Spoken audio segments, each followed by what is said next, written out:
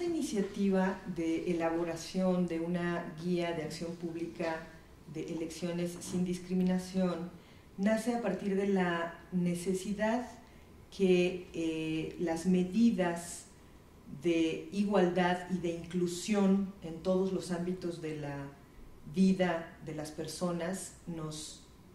impone a nosotros como consejo, como el órgano que está dedicado y cuyo deber es justamente lograr prevenir la discriminación, contrarrestarla y generar medidas para la igualdad. Uno de los ámbitos relevantes para el ejercicio democrático en el país, sin duda, tiene que ver con el ejercicio de los derechos políticos de la ciudadanía. No solo del ejercicio del derecho al voto, sino los derechos que están involucrados en los procesos electorales. Y considerando que estos derechos son universales, nuestro foco, nuestro enfoque justo tuvo que ver con aquellos sectores de la población que no pueden ejercer en condiciones de igualdad este derecho o estos derechos universales. Uno de esos segmentos importantes lo constituyen las personas con discapacidad, cuyas barreras con el entorno físico, comunicacional, informativo se hacen más evidentes para lograr una plena participación e integración en estos procesos democráticos, lo que se ha denominado fiesta democrática. Entonces, el interés del Consejo fue observar a partir de la problemática de obstaculización al ejercicio de estos derechos, fue realizar una serie de propuestas a partir de la perspectiva de igualdad y no discriminación que junto con el Instituto Nacional Electoral pudieran hacerse llegar a los actores y los sectores que están involucrados en el proceso electoral.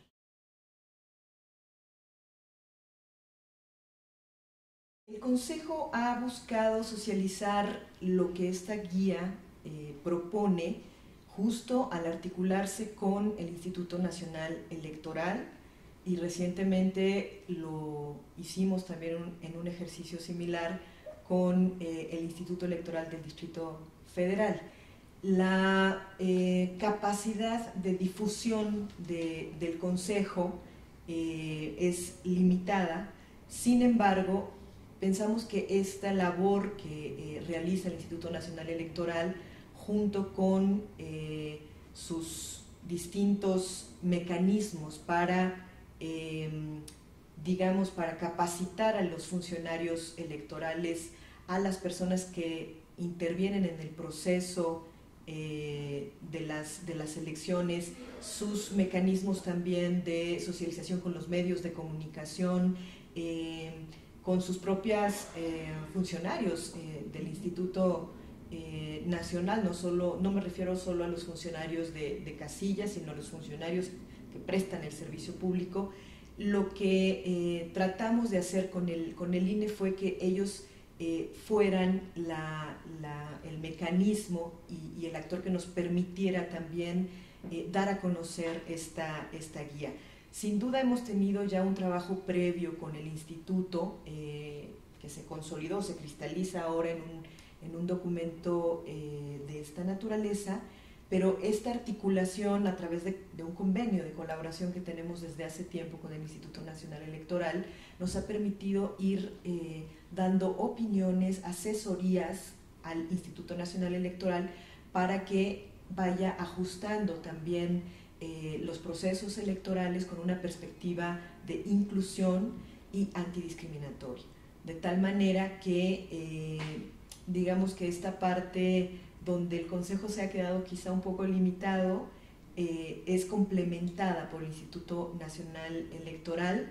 y la aspiración nuestra es que podamos en los procesos electorales subsecuentes tener una participación todavía más preventiva, digamos, previa justo a los comicios que todavía quedan por celebrarse.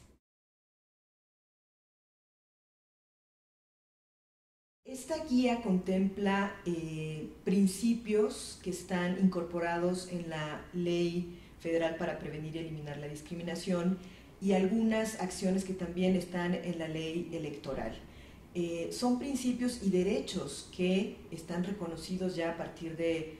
la reforma a la Constitución, al artículo primero constitucional,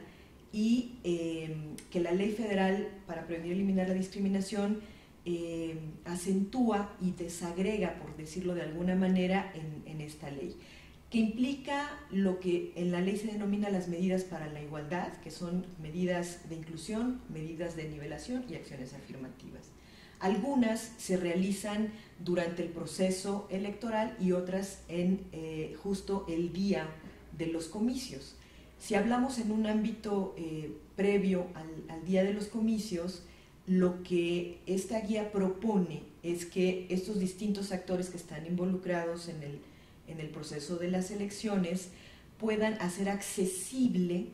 la comunicación, la información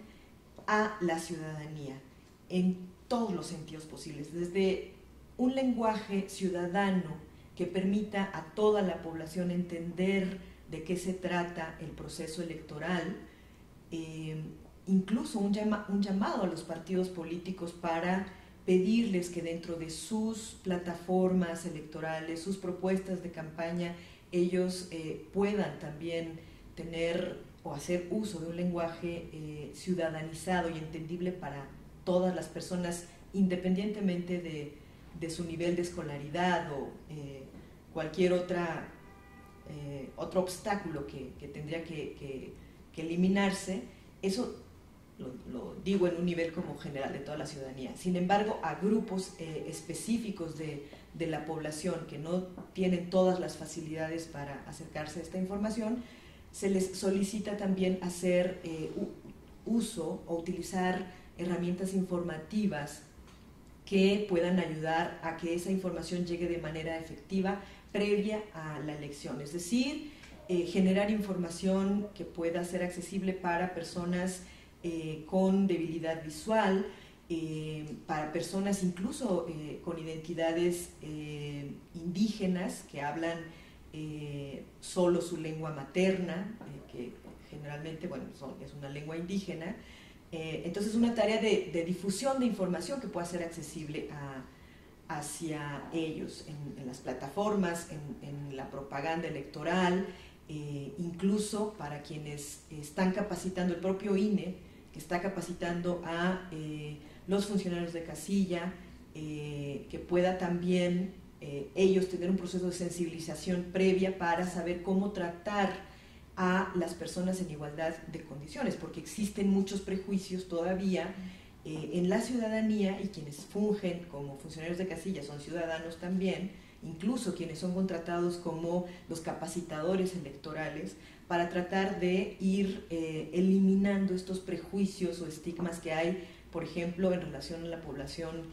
con alguna discapacidad intelectual o a las personas adultas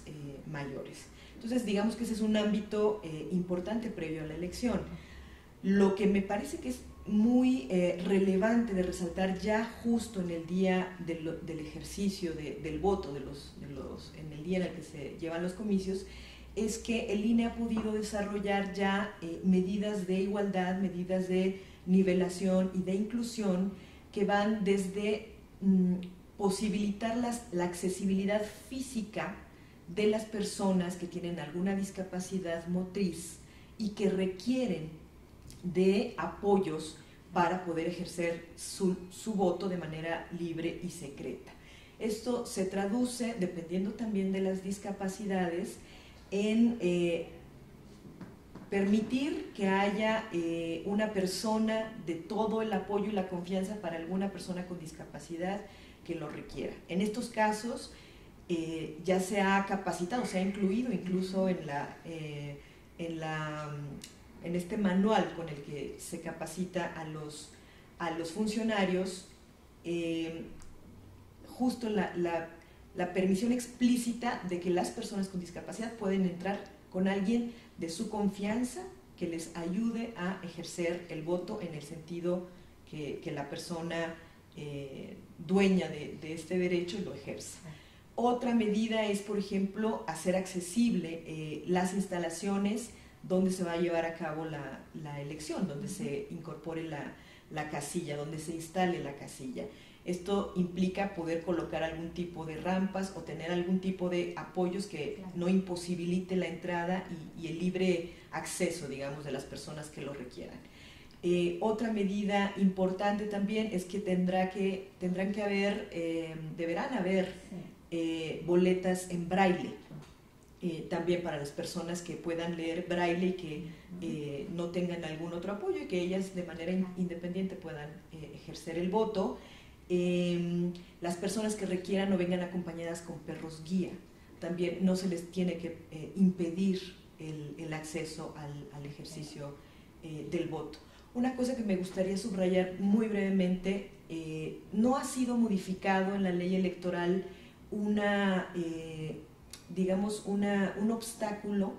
que aunque ya no aplica, sí es importante mencionarlo, porque podría ser que alguna persona que haya llegado como suplente a la casilla diga que en la ley electoral están las personas con discapacidad intelectual impedidas de ejercer su voto. Esto ya no aplica el día de hoy, ya hay una disposición también de la Suprema Corte, aunque no se ha reformado la ley electoral, pero que establece esa decisión de la Suprema Corte de permitir a toda persona, aunque tenga discapacidad intelectual, su derecho de ejercer el voto.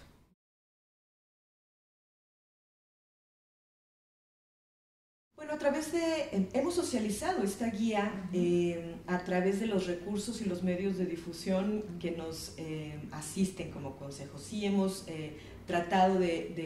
a través de los medios de comunicación, a través de las entrevistas como esta estamos dando ahora en nuestra página web que tiene AAA de accesibilidad, que también es consultada por personas con discapacidad con quienes hemos previamente hecho algún tipo de labor, no solo en el tema electoral, sino en general en el ejercicio de sus derechos, y a través de estas presentaciones públicas que de alguna manera son la herramienta, como tenemos ya también muy cerca el tiempo de las elecciones. Yo creo que nos vamos a quedar cortos, pero trataremos de seguirlo difundiendo porque los procesos electorales son algo permanente y continuo.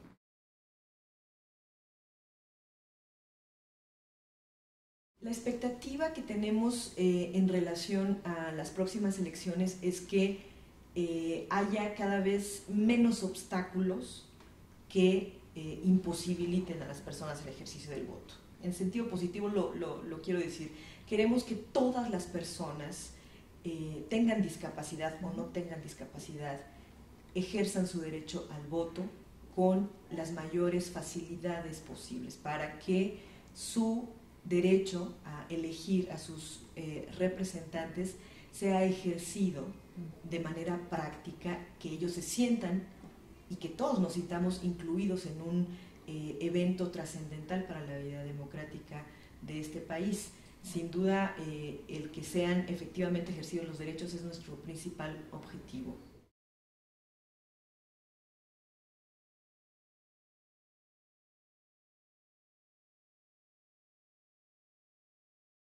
Creo que, bueno, hay muchas cosas todavía por hacer en materia de los derechos políticos para las personas con discapacidad que no fueron tocadas en esta guía. Comenzando por algo tan sencillo como el que no fue posible aún hacerla accesible en lenguaje braille, por ejemplo, esta guía. Me parece importante que toda la disposición o las disposiciones normativas, como hace un rato lo comentaba, este artículo que está todavía en la ley electoral, deben derogarse y armonizarse de acuerdo a lo que dice la Convención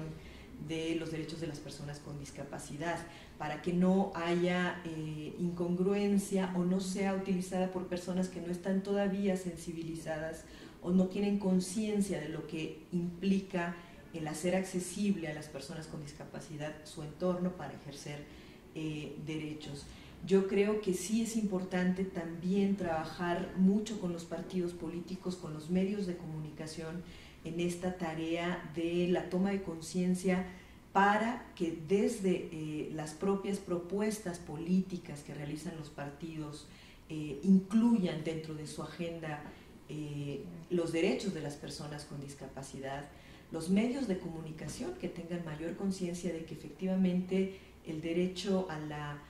los derechos políticos comienzan por el acceso al derecho a la información. Y si esto no se puede hacer llegar a las personas con discapacidad o con las distintas discapacidades, tenemos todavía un tramo importante de recorrido para poder sortear esa brecha en el ejercicio de los derechos políticos de las personas con discapacidad.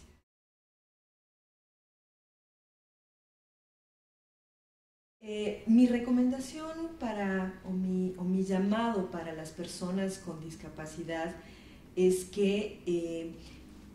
deben ellos de asumirse como sujetos de derechos, como personas sujetas de derecho, no dejarse hacer menos en el ejercicio de sus derechos. Si ellos no son los primeros o las primeras personas que reclaman el ejercicio de sus derechos, se convierte todavía en más inclinada la cumbre que hay que escalar para que sean ciudadanos activos, plenos, integrados. Mi llamado es que vayan a ejercer su voto, que estoy segura que van a encontrar mejores condiciones para poderlo realizar. Este 7 de junio yo voto por la inclusión.